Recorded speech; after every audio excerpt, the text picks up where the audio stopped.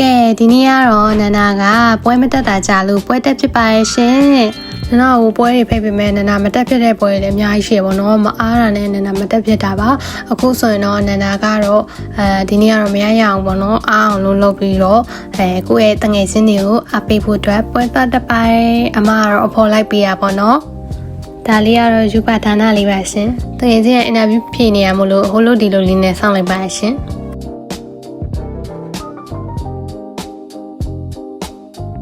အချိန်မှာတော့ကိုကြီးဆိုင်မရောက်လာပါပြီ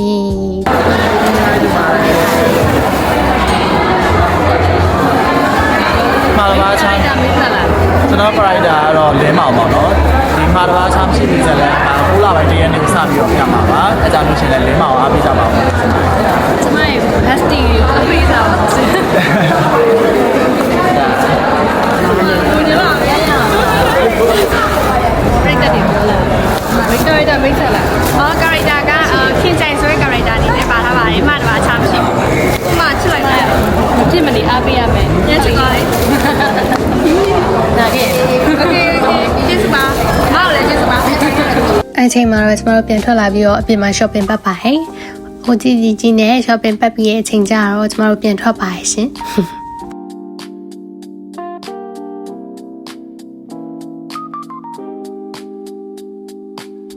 ပြန်ကြတော့မုတ်ဝင်စားပါတယ်မြောက်တာကြပြီဆိုတော့ကိတ်မုံလေးလည်းဝယ်တယ်အင်းလေးလည်းတောက်တယ်